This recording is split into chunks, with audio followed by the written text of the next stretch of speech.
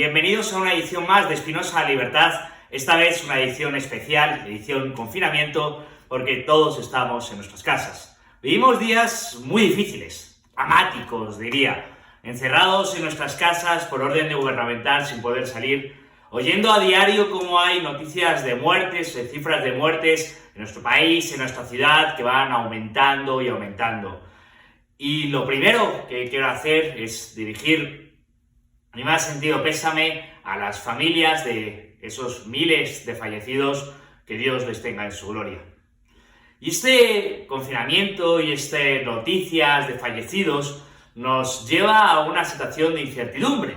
No sabemos lo que pasará, no sabemos lo que ocurrirá con la economía, no sabemos lo que ocurrirá con nuestras propias vidas, no sabemos cómo será el mundo el día que nos dejen salir de la casa. Y la incertidumbre se intenta cubrir con aquellos que nos intentan presentar previsiones de futuro. Llevamos semanas y semanas hablando de la famosa curva y hablando de las proyecciones de fallecidos, haciendo contabilidad de muertos, como si fuese inexorable que la proyección de la curva, por mucho que lo haya dicho el Imperial College o tal universidad, fuese inexorable que va a tener que haber ese número de muertos. Cuando la realidad es que apenas sabemos nada de lo necesario para poder hacer un modelo de propagación de epidemiología. No sabemos cuál es la tasa de mortalidad de este virus, no sabemos cuántos son los infectados, porque solo sabemos cuántos han dado positivo en los test, que es muy distinto de cuántos son infectados en el conjunto de la población, y no sabemos cómo se propaga este virus. Ni siquiera sabemos cuántos muertos hay, puesto que la contabilidad oficial no es ni comparable entre distintos países ni muy confiable en muchos de ellos. Por tanto, vivimos en incertidumbre. Ese hueco que intentan rellenar, o los que nos intentan decir, hacer proyecciones exactas de fallecidos, que no lo saben, no saben cuántos fallecidos va a haber, y ojalá que haya mucho menos de los que ellos creen que va a haber, y no sabemos qué va a poder funcionar. Y otros que intentan paliar esta incertidumbre con proyecciones de crecimiento del PIB, sea del 1, del 3, del 9, del 15%, cuando la realidad es que ni siquiera sabemos cuántas semanas vamos a estar encerrados. Por tanto, no sabemos cuánto va a sufrir la economía, ni sabemos cómo será la recuperación, ni sabemos qué medidas van a tomar los gobiernos para hacer la recuperación. Por tanto, tampoco nos sirven de mucho a día de hoy las proyecciones para intentar averiguar el futuro. De hecho, intentar planificar, averiguar el futuro en una situación de incertidumbre sirve de bastante poco. Y entonces, lo que nos sirve es el pasado. Lo que nos sirve son los valores. Lo que nos sirve es el conocimiento de la historia. Lo que nos sirve es el conocimiento de todo lo demás. Que eso sí, sobre eso sí tenemos certidumbre. Sobre eso sí podemos extraer conclusiones. La incertidumbre nos lleva al miedo. La incertidumbre nos lleva a sentir miedo. Miedo a contagiarnos, miedo a fallecer, miedo a que fallezca alguno de nuestros seres queridos. Miedo a salir a la calle, miedo a perder el trabajo, miedo a perder el empleo, miedo a las medidas liberticidas que pueden tomar los gobiernos. Miedo es un sentimiento generalizado ahora mismo en nuestras sociedades. Y el miedo es un pésimo consejero. El miedo es la peor situación para intentar tomar situaciones, porque el miedo no nos permite reflexionar y por el miedo actuamos con el hígado para intentar oponernos a ello. Por eso es importante mantener nuestros principios. Frente al miedo es como nos construimos, enfrentándonos al miedo, frente al miedo, que es el título del libro del maestro Escotado, de su recuperación de artículos. No es no sentir miedo, es superar el miedo, enfrentándolo, dándole cara. Nosotros, nuestras sociedades, nuestros gobiernos han optado por huir de la posibilidad de la pandemia, confinándonos y encerrándonos en nuestras casas, no enfrentándolo. Y este confinamiento puede ser peor que las repercusiones que tiene lo que está ocurriendo. Hay que ponderar muy bien el coste de las medidas. ¿Cuál es el coste en términos de salud general de los ciudadanos, de salud psicológica, en coste económico y no solo económico, que es mucho más? ¿Cuál es el coste para todas aquellas personas que no tienen empleo, para todas aquellas personas que viven de su día a día, de lo que venden en la calle o de lo que trabajaban. ¿Cuál es el coste para todas las empresas que están quebrando? Todo eso también hay que ponderarlo a la hora de tomar las decisiones.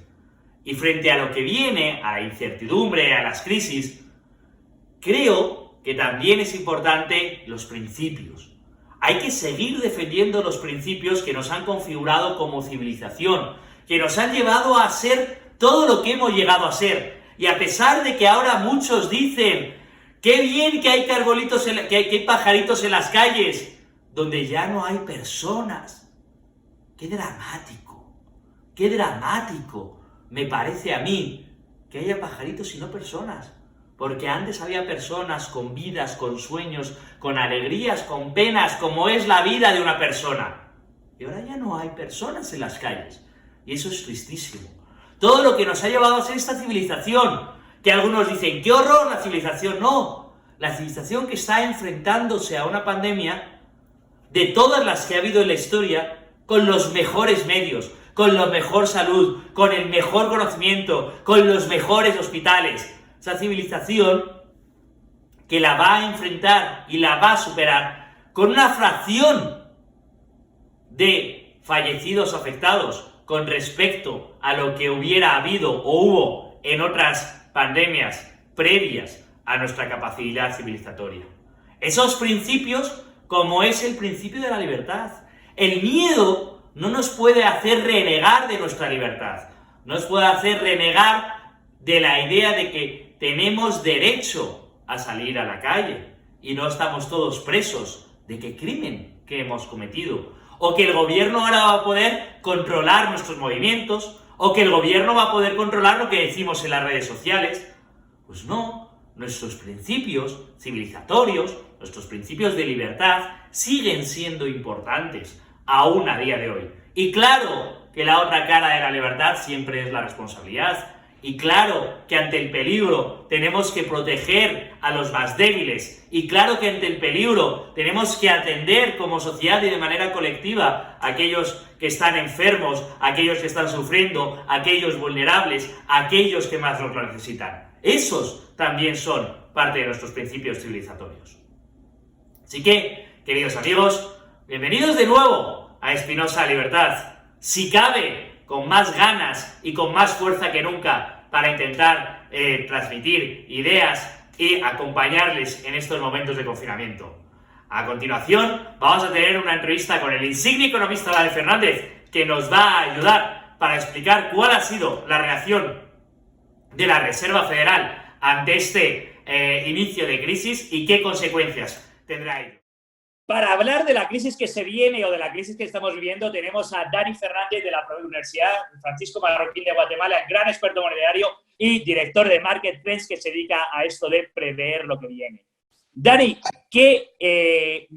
no voy a decir ninguna palabrota, ¿qué X ha hecho la Fed y cómo va a afectar esto a la crisis que se viene? Bueno, la Fed lo que ha hecho es probablemente el movimiento más agresivo en un solo día de su historia. En el veintitantos de marzo, me pillas ahora exactamente, no sé exactamente qué día fue, pero fue veintitantos de marzo con seguridad, lo que hizo fue bajar el tipo de interés del 1% donde ya lo tenía al 0%, estaba entre el 1 y el 1,25, lo bajó al 0%, de golpe un 1%, teniendo en cuenta que una semana antes lo había bajado del 1,75 al 1,25, del 1,5 al 1, lo bajó y además anunció un quantitative easing, una flexibilización cuantitativa, que básicamente un quantitative easing, que son cosas para decir, son cosas muy, ya sabéis que a los economistas y a la gente de finanzas nos gusta que no se les entienda. ¿Qué significa un quantitative easing? Lo único que significa es que el Banco Central va a empezar a comprar de todo lo que se le cruce por ahí encima, se va a poner a comprarlo. ¿Qué va a comprar especialmente? Deuda pública de Estados Unidos, lo que usualmente se llaman los treasuries, bonos del Tesoro norteamericano, y va a comprar MBS, Mortgage Backed Securities, es decir, va a comprar activos del mercado inmobiliario de Estados Unidos. ¿Para qué hace esto? Para dar liquidez al mercado. El mercado ya se había quedado sin liquidez, lo cual es muy curioso, porque hasta hace 6 meses se pensaba que la liquidez en el mercado era increíble y ya tenemos muchos puntos que nos decían, al menos desde septiembre del año pasado, que hubo una cosa muy divertida que los economistas han llamado repocalypse, porque hubo una estampida y una huida y un pánico bancario, literalmente un pánico bancario en septiembre de 2019, la Fed tuvo que empezar a hacer unas cosas de operaciones de mercado abierto, que eso quizás es muy largo para explicar, y ya sabíamos que eso no podía mantenerse en el tiempo, que iba a hacer un quantitative easing en algún momento. Esto ha sido la excusa perfecta. Viene el virus, viene el virus, viene el virus, y es verdad que viene y nos va a pegar muy fuerte, y automáticamente la economía que ya estaba hecha un desastre, la Fed tira un programa multimillonario de 700 billones norteamericanos, que son 700.000 millones de dólares de compra de activos. Espera, Dani, pero vamos a ver dos cosas. Primero, esto fue en marzo. Luego, ¿qué datos tenía la Fed para saber de cuánta cantidad era la crisis que se venía y para calcular por qué no tienen ni idea? 200.000 o 600.000? No tienen ni idea, pero vamos, es que no tienen ni idea, no tenía datos. Esto es lo más interesante, porque la Fed dice, no la Fed, los bancos centrales dicen que tienen reglas, pero no tienen reglas, hacen lo que les da la gana. De hecho, hay un libro, y solo el título ya es muy sugerente, de un teórico monetario interesantísimo, se llama Hawtrey, de los años 30, que se llama The Art of Central Banking, el arte de la banca central. Claramente, lo que está diciendo es esta gente está actuando con los rule of thumbs estos, está actuando con la regla de que viene el viento norte, pues hago esto, viene el viento sur, pues hago esto otro. La regla, en cuanto ven cualquier problema y ellos lo están anticipando sin datos, empiezan a actuar. Curiosamente, lo que todo el mundo está diciendo, y se sabe, es que ya teníamos un pánico financiero, pero cuidado porque curiosamente la Fed no está para salvar al sector financiero, o sea, está para salvar al sector financiero formal, está para salvar a sus bancos, y solamente en temas que tengan que ver con pagos, con liquidez. Pero lo que vio es que el sector financiero, en este caso, el sector bursátil, se había pegado una leche increíble. Cuando ellos actuaron, ya se había caído un 30%. Y decidieron salvar al sector financiero. Esto es la clave. Han decidido salvar a la gente que está invertida en bolsa. Literalmente. Gente que sabe del riesgo, que corre, gente que sabe que tiene problemas en la economía, que sabía que había problemas en la economía, que aún así decidió montarse en una de las mayores burbujas que hemos tenido financieras, que ha sido la que ha habido hasta hace 2 días. Pero espera, voy a hacer un comentario que no es una pregunta porque si no se nos va muy largo, pero la Fed no se suponía que estaba para controlar la inflación. Entonces, o controla la inflación, o controla el crecimiento, o controla caídas de bolsa, pero lo que no puede ser es que o que cualquier cosa es de excusa para intervenir. Y siempre interviene de la misma manera. Aquí hay la Fed tiene dos, esto es curioso, la Fed es uno de los bancos centrales más valientes, no sé si valiente es una buena palabra, no me viene ninguna otra ahora, pero tiene 2 mandatos. Tiene un mandato principal, el principal es como el de todo banco central, que es el de cuidar la inflación. Y el segundo, que es un mandato que, por ejemplo, no tiene el Banco Central Europeo, aunque de facto lo hace, es el de promocionar el empleo. ¿Pero qué empleo va a promocionar si tiene el desempleo a menos del 4%? Ahora ya no. Claro. El desempleo al menos y no hay inflación en Estados Unidos ahora. Ni sabía si se iba a desatar el desempleo. Evidentemente ya lo intuían. Pero lo que han hecho es, y esto es muy interesante, han salvado al sector financiero. El sector real, el Banco Central, no lo puede salvar nunca. Y te voy a poner un ejemplo muy divertido. Además, es un ejemplo que atañe a Guatemala más de lo que parece. No sé si tenemos tiempo para esto, pero lo que ha pasado es el mercado de real estate en Estados Unidos, el mercado de bienes raíces, está hecho polvo. Y la construcción también. Ya lo sabemos. Todos los índices de actividad están en el suelo, y tiene sentido.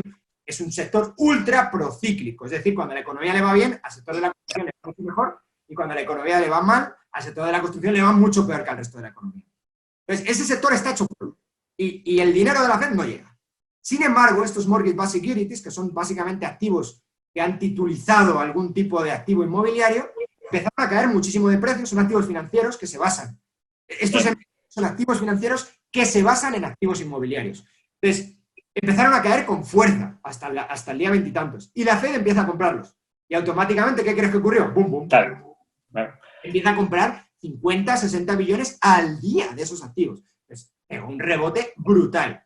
¿Eso qué quiere decir? Que toda la gente que está de verdad la gente, la que debería importar, está construyendo cosas, que está en ese mercado. Esa gente no la han salvado, ni la van a salvar, y lo interesante, ni la pueden salvar. Pero la gente que invirtió financieramente en esos activos no ha perdido ni un solo centavo. Esto es muy injusto.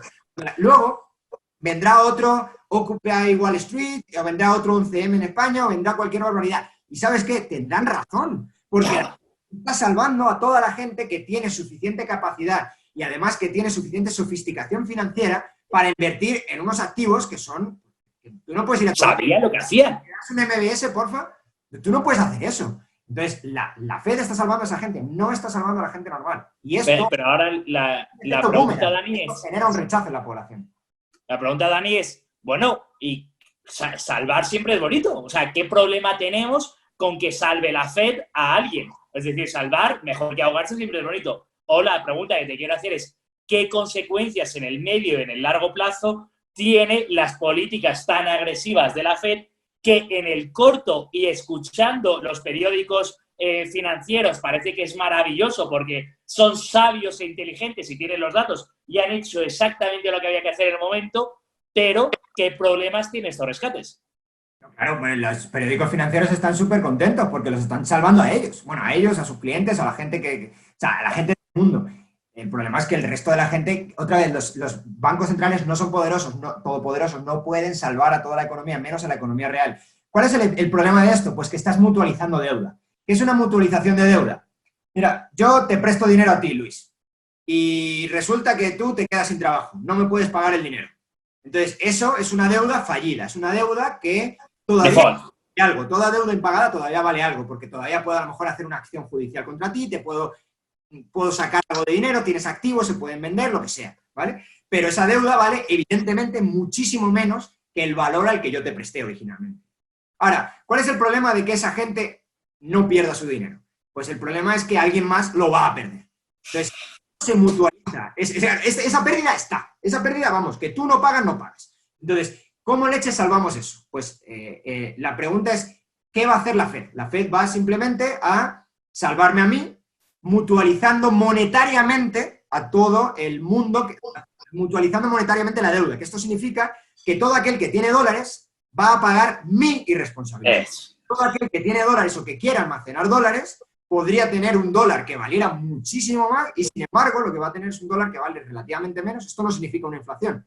Significa que tendría que haber una deflación brutal. Todos los que tenemos dólares, que hemos sido responsables de no prestar a gente que no va a pagar, como Luis, por ejemplo, como mi ejemplo.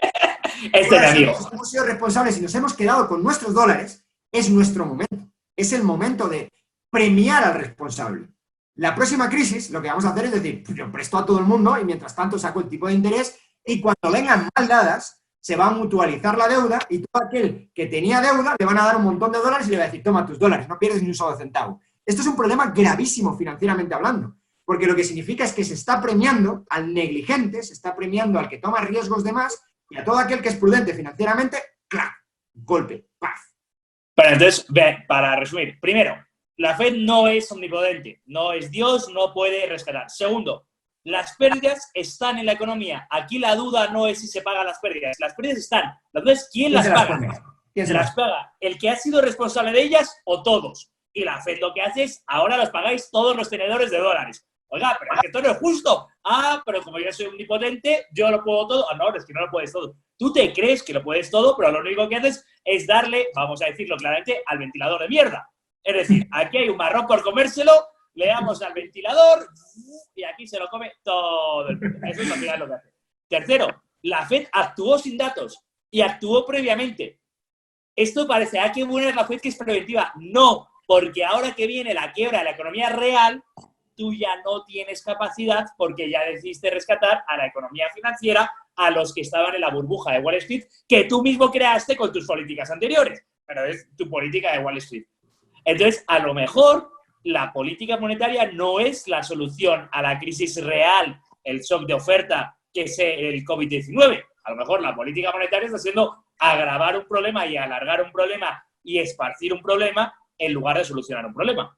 Claro, bueno, al final, recuerda que, mira, en cualquier caso, con todo esto jaleo que estamos teniendo con el virus, hubiera habido seguro una crisis económica. La pregunta es, y esto es la clave, y aquí sí que voy a tomar a Taleb, la pregunta es cómo de fuerte eres para afrontar cualquier shock. Y lo que están provocando los bancos centrales es que en el próximo shock seamos increíblemente muchísimo más débiles, que es el problema que teníamos ahora mismo. Que es lo que hemos hablado en otro vídeo que me hiciste, que es durante años y años y años has tenido el tipo de interés a 0%, has generado un endeudamiento brutal, sobre todo corporativo, porque las familias, por fortuna, han tenido más cabeza y han dicho, ¿qué pasó hace 10 años? Pero las empresas no, las empresas son, aparte como tienes responsabilidad limitada, pues toman más riesgos. Entonces, ¿qué es lo que haces? Pues las empresas claramente lo que han hecho es cambiar equity, que es algo que te da un colchón. El patrimonio propio te da un colchón en momentos de crisis como la actual. Has cambiado eso por deuda. Y además has dicho, hasta hace 3 meses se decía, o 2 meses, cash is trash. Es decir, si tú tienes dinero, si tú tienes liquidez, eso es una basura. ¿Qué es lo que estamos viendo ahora mismo? Que todos aquellos que tenían cash son los que mejor sobreviven. Todas las que tenían cash son las que dicen, bueno, yo puedo aguantar un mes sin ingresos, no pasa nada. Las empresas zombies de las que estamos hablando antes, de las que estamos hablando otro día, un día sin ingresos, mueren. Claro. Espera, Dani.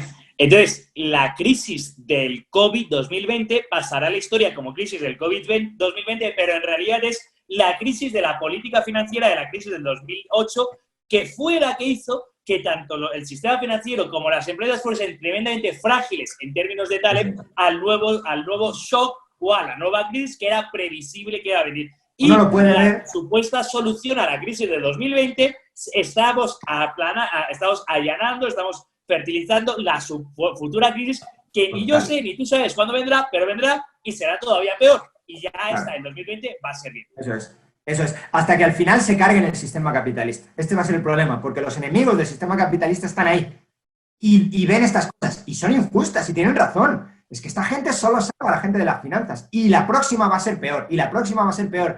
Y esta gente está ganando dinero, está ganando un dinero brutal cuando yo estoy partiéndome la espalda para ir a trabajar a la obra y cuando va todo mal, esta gente la salva y a mí no. Y luego tenemos aquí a teóricos que dicen, ¿por qué desigualdad? ¿Por qué aumenta la desigualdad si la estás creando tú? No seas cínico. Si eres tú el que le está haciendo todos los problemas que estamos teniendo con esta política agresiva y horrible. Totalmente. Bueno, Dani, muchas gracias. Creo que vienen malos tiempos. Creo que los dos estamos de acuerdo con eso. 2020 no va a ser un año fácil. 2021 tampoco, porque en realidad estás aplazando las quiebras que se deberían producir en un momento dado. Lo estás aplazando y vas a tener más empresas zombies. Japonizando la economía. O japonizando la economía. Teniendo un montón de empresas que no generan valor nunca. Y ahí las tienes muertas durante mucho tiempo. Eso es lo que significa japonizar la economía. Eso va a ser complicado, pero es muy interesante que la Fed no es quien salva a la economía, sino es más bien quien hunde a la economía. Eso es esa figura de salva. No. Salva no. Hunde. Eso es. Porque esto al final alguien lo paga. ¿Y sabes quién lo paga? Lo paga usted, señora. Como diría Rodríguez Bravo, ¿no? Usted, señora.